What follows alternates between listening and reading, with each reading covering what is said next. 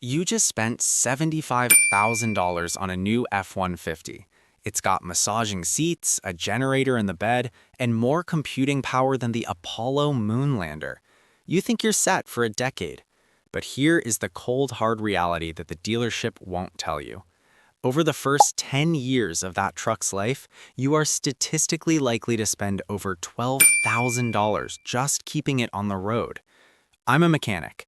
I see these trucks every single day. I love them, but I also see the invoices. And lately, those invoices have been getting bigger. Why? Why does a Ford F-Series cost significantly more to repair than a mid-size sedan or even some of its competitors? Today, we are looking past the built Ford Tough badges. We're talking about the aluminum tax, the complexity of the EcoBoost, the 10-speed transmission's adaptive learning failures, and why simple fender benders are now costing 5 figures. If you own an F-Series or you're planning to buy one, you need to know why these trucks are getting so expensive to own. The engine debate: Coyote versus EcoBoost. Let's start under the hood. Ford gives you options: the 5.0-liter Coyote or the twin-turbo EcoBoost V6s. From a repair standpoint, this choice alone can determine whether your 100,000-mile service costs $500 or $5,000. 1. The TurboTax EcoBoost. The 3.5-liter and 2.7-liter EcoBoost engines are marvels of engineering. They pull like a freight train, but complexity equals cost.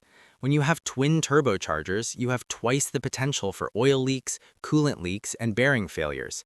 Take the exhaust manifolds. On the 3.5-liter EcoBoost, these manifolds are under extreme heat stress from the turbos. They warp. When they warp, they snap the studs off the cylinder head. As a mechanic, I have to spend hours, sometimes 10 to 12 hours of labor, drilling out those broken studs in a space so tight I can barely fit a mirror. That's a $2,500 job for what should be a simple gasket. 2. Cam phasers, the F-150 tax. If you hear a rattle on a cold start, that's the cam phasers. This is a VVT, or variable timing issue, that has plagued Ford for nearly 2 decades, from the old 5.4-liter Tritons to the modern 3.5-liter EcoBoosts. Repairing cam phasers isn't just swapping a part. We have to tear down the entire front of the engine. It's a labor-heavy job. On a modern EcoBoost, you're looking at $3,000 to $4,500 depending on your local labor rates. Why is it so expensive? Because Ford's design requires the removal of the cooling system, the intake, and the front timing cover just to access the phasers. 3. The 5.0-liter Coyote, simpler but not cheap. The V8 is simpler because it lacks turbos, but it's not immune. Early 5.0s had issues with cylinder deactivation in newer models and oil consumption. However, the reason the V8 is often cheaper is because of accessibility. There's more room in the engine bay. Less time spent moving pipes and hoses means fewer labor hours on your bill. The aluminum revolution and the body shop shock. In 2015, Ford went to an all-aluminum body. It was a genius move for fuel economy and rust prevention, but it changed the economics of accidents forever. Special tools, special labor. Aluminum doesn't behave like steel. You can't just pull a dent out with a stud welder like you can on an old Chevy. To repair aluminum, a body shop has to invest in a separate clean room and specialized tools. Why? Because if a single shard of steel dust touches a raw aluminum panel, it causes galvanic corrosion. The paint will literally bubble off in months. Because of this, Ford-certified aluminum repair shops charge a premium. Labor rates for aluminum work are often 20 to 50% higher than standard steel labor rates. Replace, don't repair. On the old steel trucks, if you dented a bedside, I could often Bondo it or pull it out. Aluminum is work-hardened. Once it's stretched in an accident, it's incredibly difficult to get back to its original shape. The Insurance Institute for Highway Safety, the IIHS, did a test. A low-speed rear-end collision that cost $3,200 to fix on a 2014 steel F-150 cost over $4,700 on the 2015 aluminum model. Why? because the aluminum bedside had to be completely replaced instead of repaired. That's why our insurance premiums on these trucks are so high. The 10-speed transmission, a high-tech gamble. Let's talk about the 10R80 transmission, found in almost every F-150 since 2017. 10 gears sounds great for MPG, but it's a nightmare for longevity if it wasn't maintained perfectly. The CDF clutch drum failure. There is a specific internal part called the CDF clutch drum. In many 10R80 units, a sleeve inside this drum moves out of place, blocking oil passages. When that happens, the truck starts shifting like it's being hit from behind by a sledgehammer.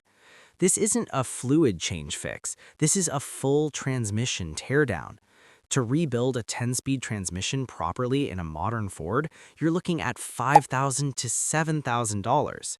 The parts alone, the valve body, the solenoids, the drum, are expensive, but the specialized knowledge required to calibrate the adaptive learning software adds another layer of cost that your local Joe's Garage might not be able to handle.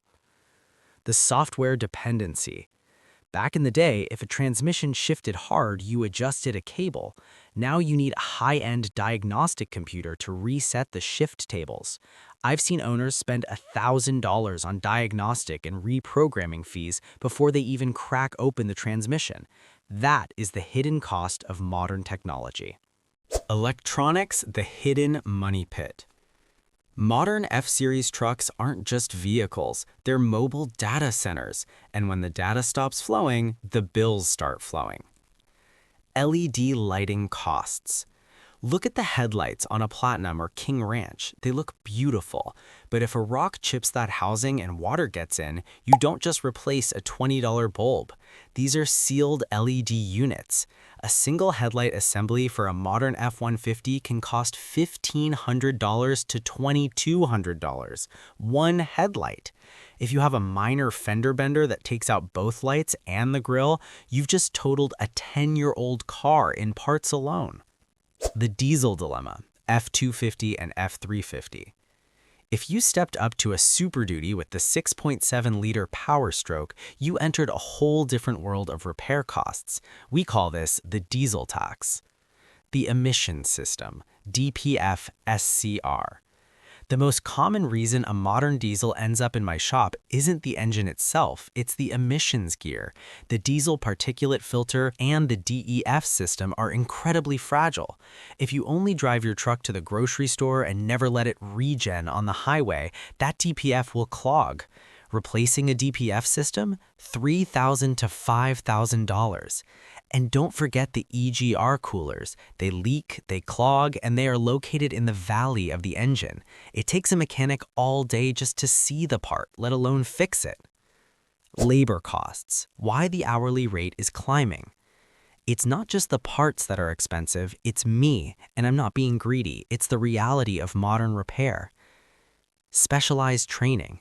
To work on a 2024 F-150 Lightning or a Power Boost hybrid, I have to go to specialized training. I have to buy specialized high-voltage tools. My shop's insurance goes up.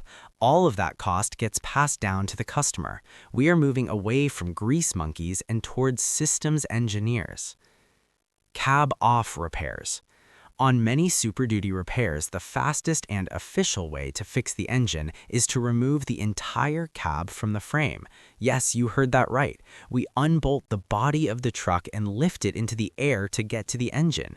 While this actually saves labor time compared to fighting it in the engine bay, it's still a massive undertaking that requires specialized lifts and 4 to 5 hours of labor just to get started on the actual repair. How to avoid the big bills. I don't want to scare you away from Ford. Like I said, they are great trucks. But if you want to keep your costs down, you have to change how you own them. 1. The 5,000-mile rule. Ford might tell you that you can go 10,000 miles between oil changes. Don't do it. Most of the expensive engine problems I see, cam phasers, timing chain stretch, turbo failures, are caused by dirty oil. Spending $100 every 5,000 miles is how you avoid spending $4,000 at 100,000 miles. 2. Fluid services matter. Everyone forgets the differentials, the transfer case, and the transmission. On these heavy trucks, those fluids get cooked. Change your transmission fluid every 45,000 to 50,000 miles. It's the only way to save that 10-speed. Why are Ford F-Series trucks expensive to repair? Because they are no longer just trucks. They are luxury cars with the ability to tow 10,000 pounds. You are paying for the aluminum, the turbos, the 10 gears, and the miles of wiring that make the modern driving experience possible. If you treat a modern F-150 like an old 1990 F-150, skipping maintenance and ignoring small noises, it will bankrupt you. But if you understand the why behind these costs and stay proactive, these trucks will outlast your mortgage. What's the most expensive repair you've ever had on your Ford? Was it a cam phaser, a death wobble fix, or did your sunroof explode? Let me know in the comments. I read them all to see what's failing out there in the real world. And hey, if you want more honest, no BS mechanic advice, hit that subscribe button. I'm here to help you keep your truck out of my shop, unless it's just for an oil change. I'm the mechanic. Be safe and keep 'em rolling.